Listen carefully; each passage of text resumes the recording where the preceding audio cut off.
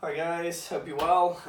Said I'd do a couple of my shortboards, so here we are, getting into a couple of shortboard reviews. So this one's my wee JS Psycho Nitro. As you've probably seen on my other reviews, I've actually got a puddle jumper and a puddle fish. And I've been in and out of the surf shop a few times, and yeah, this one just kept catching my eye. So yeah, had to think about it, did my research, and yeah, I looked a few of them up, and yeah, just decided that this was probably going to be a great board because I can actually ride my puddle jumper and puddle fish in pretty much head and a bit here. So I thought, I'll try and find something that's a little bit more high performance, but still got flat rocker and good volume. So surprising thing with these JS's is you probably won't realise, as I didn't when I looked at it in the rack, this is actually 22 wide. So it's as wide as a puddle jumper, but as you can see it narrows in a lot in the nose and tail. So this one I settled on. I looked at the 6.2 and the 6.3. I could have ridden the volume on the 6.3 quite comfortably because I think it was 42 and a little bit of litres. But I just offered them up against myself, and I was just looking at where the nose sat on me and how it compared to my other boards, and I just decided to go for the bigger one. And I'd also heard that JS HYFIs actually sit really well in the water, so I thought, go the extra volume because it's better to have a litre too much than a litre too little for the stuff I wanted it for. So we settled on the 6.4, which is 6.4, 22 and 2 7/8. The Psycho Nitro is one of JS's Summer Series boards, so it's designed for slightly smaller, sloppier waves, but it's still got a wee hit of that JS performance locked into it. So as you can see, wide in the width. It's got a bit of a wide forward point, so it sort of looks a little bit fishy as well.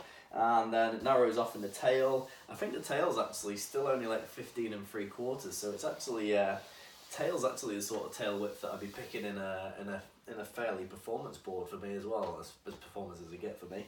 And then the nose is pulled into probably again about where I'd be looking at for a fairly decent board, because I don't really like I don't really ride super pinned out boards anymore. I don't ride boards with like, if the nose is under like 13.5, I pretty much don't even look at it now. So Summer Series board, as you can see, the rocket is pretty flat. It's got enough to do its job. It's got a little bit in the nose and a little bit in the tail, but it keeps itself flat to give you the speed, which is really cool. The HYFI construction is you got usuals. You got your EPS blank, and then obviously it's epoxy resin, and then we've got the use of carbon and different materials to control the flex on the board. So as you can see, this one's carbon up here through the stringer, and then you've got these double carbons on the back, and they're almost like little baby seat belts, a bit like the carbon wrap is on the Lost boards. And we've also got this, you can probably even see it on there, this like Integra weave, which is quite an open weave, but it links the fibers together running perpendicular to the stringer. So I think it's actually really good at tightening up the torsional flex of the board all over and just evening the flex out. So yeah, as you can see, it's got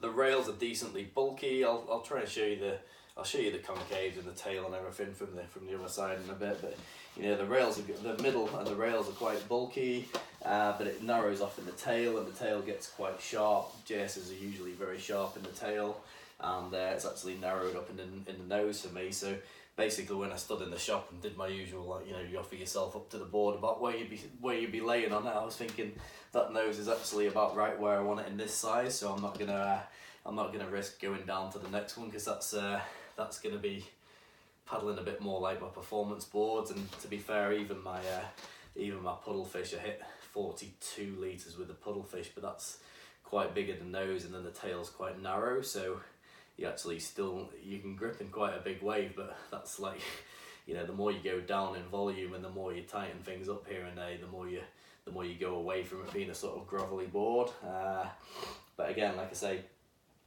with this pulled in tail and knowing what I can ride my puddle jumper and puddle fish in here, I just thought, well, just go for the volume, be safe.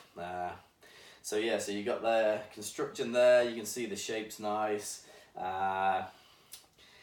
It's very versatile as well. This board is really cool. So I'll show you in a minute, but basically I've been, when it's small, you can run this with 2+1 twin fin, so twin fin stabilizers. So obviously you got the 5-fin setup. This is FCS2, and then when the waves improve, you can ride it as a thruster or a quad. So that's been really cool because there's not many. If you try and ride a lot of the fatter tail boards as a twin or a twin and stabilizer, the tail's so wide that they just get slippery. I mean, I almost ride in my quads. I'm almost riding a twin fin size front fin with some trailers in it for my size and weight. So yeah, so I think that's most of the board. I'll come around and try and show you some of the concaves, and I'll show you the fins I've been using. So it's basically, I was just double checking on the site, and it's basically a single double V, which is pretty much the normal shortboard concaves. It's good tried and tested JS. It's a single through most of here. It starts running into a double and V throughout the tail, but as with a lot of performance boards, what you'll find is the stringer line never sits deeper in the water than the rail line, and that's quite common on a lot of the Australian and more performance boards, whereas some of the boards that are made for a bit more retro or for sloppier waves, you'll actually see the V penetrate deeper into the water than the rail line will. So that's that's performance features. And one of the other cool little things is it's actually running a little bit of V in the nose. So you've actually got you've actually got this little, so if you're laying in the water there, you've got this little peak that's sticking into the water, and they're getting quite popular now because what that does, or what I believe that's supposed to do, is it just cuts the water and cuts through the chop, so it basically squishes the water or the choppiness of the water to the side just on the nose entry to make sure that, I would guess, it gets the chop out of the way and just sends clean water into the concaves and gets the speed there. So yeah, that's the Psycho Nitro. It's been a really cool board so far. It's designed for 2 to 4 foot waves, so they say. I would feel comfortable riding at our local break in like waist to probably a good bit overhead, just because it's got such a good tail for holding in. And let's come and show you some of the concaves and some of the fins.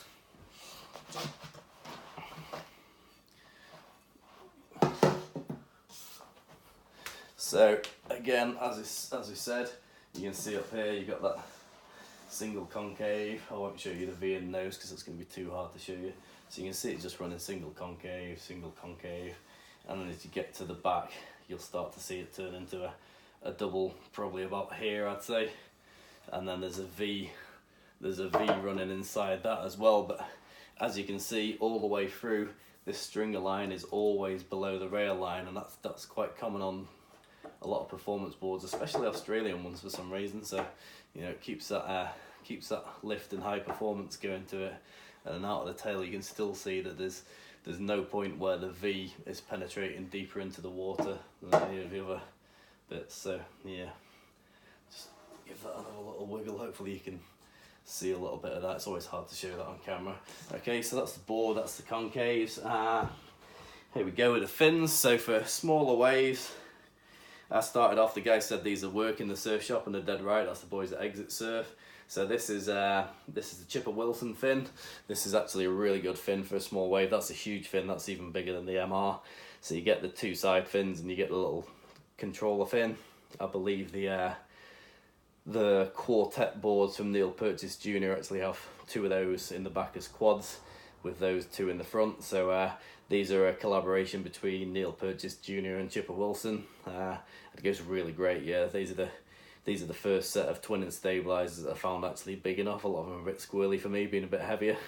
And actually managed to find these FCS Power Twins. So these are an FCS2. So if you want the advantage of that extra base and being able to clip it in, as you can see, the Power Twin is a similar template. The Chipper's a little bigger and a little bit more upright, and the Power Twin is a little bit more raked, but the hold they provide is pretty similar. So if you want to be able to just clip in and out and you don't need quite the size of the Chipper, have a look at these Power Twins. These are great. These also come with a little stabilizer.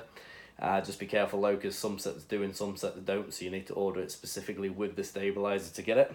So that's been for small waves and keeps it really loose and fast and playful. And then when the waves get a bit better, I've just been stepping up to You can use whatever you like really, but just your normal thruster fin that works in your performance board.